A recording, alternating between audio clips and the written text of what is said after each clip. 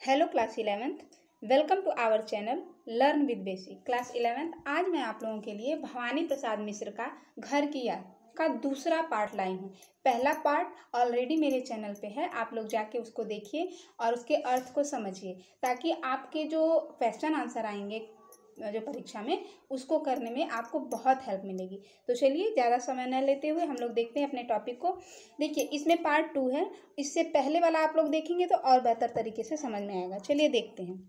यहाँ देखिए, यहाँ पे जो कवि है यानी भवानी प्रसाद मिश्र जी हैं, वो कारावास में हैं और उन्हें अपने घर की बहुत याद आ रही है और वो 1 बाय 1 अपने घर के सभी सदस्यों को याद कर रहे हैं।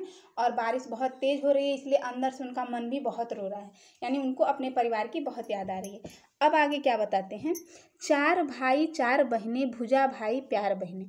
अर्थात भवानी जी बताते हैं कि हम 4 भाई और 4 बहनें हैं और भाइयों में जैसे भुजा एक दूसरे के बिना एक दूसरे का सहारा होती है, यानी भुजा मतलब बाँह, मतलब हम हाथ, हमारे शरीर का जो भाग है वो सपोर्टिव होता है। तो उसी तरह भाई भी हमारे एक दूसरे के सहयोगी हैं।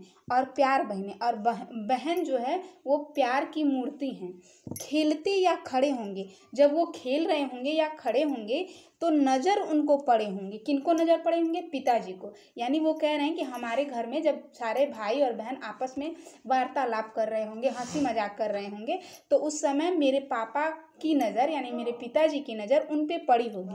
पिताजी जिनको बुढ़ापा एक क्षण भी नहीं व्यापा, पिताजी जिनको बुढ़ापा छू तक नहीं पाया है, रो पड़े होंगे बराबर 5वें का नाम लेके। उस समय मेरे पिताजी जो है वो मुझे न पाकर वहाँ तो एक ज़रूर से वो रो पड़े होंगे।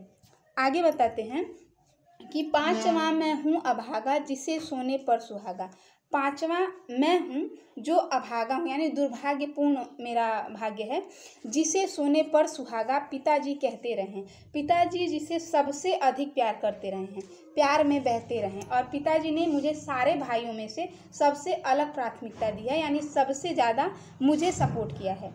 आज उनके स्वर्ण बेटे, आज उनके सोने जैसे बेटे लगे होंगे उन्हें हेटे, बहुत ही उन्हें तुच्छ लगे होंगे। हेटे मतलब क्या होता है? तुच्छ।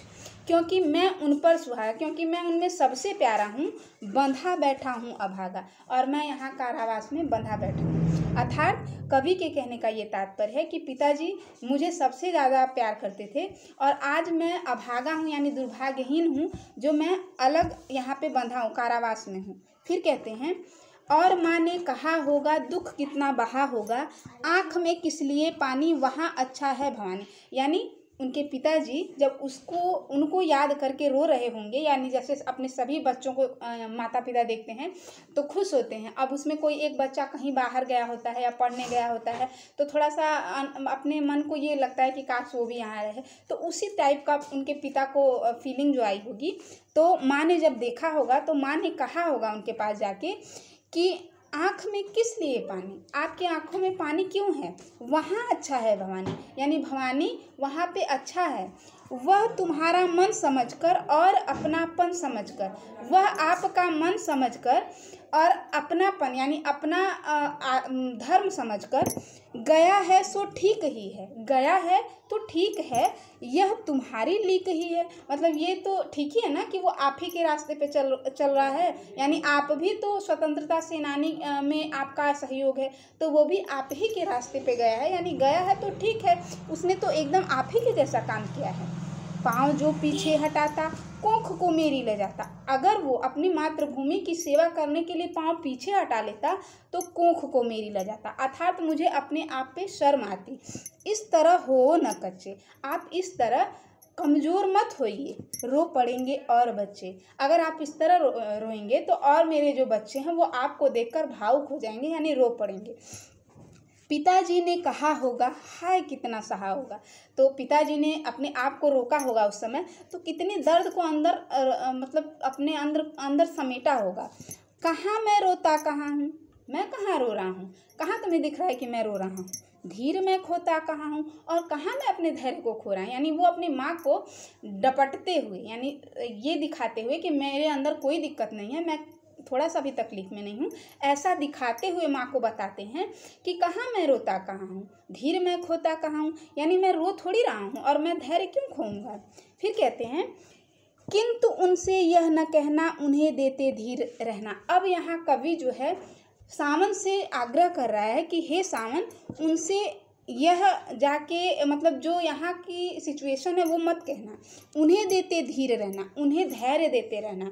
उन्हें कहना लिख रहा हूँ, यानी वो कवि थे तो वो कहते हैं कि उन्हें जाके कहना कि मैं यहाँ लिख रहा हूँ, उन्हें कहना पढ़ रहा हूँ, और उनसे ये भी जाके कहना मैं यहाँ पढ़ाई भी कर रहा हूँ।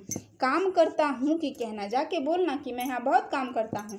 नाम करता हूँ कि कहना, और यहाँ मैं मातृभूमि की सेवा के लिए हूँ तो मैं उनका नाम ही कर रहा हूँ।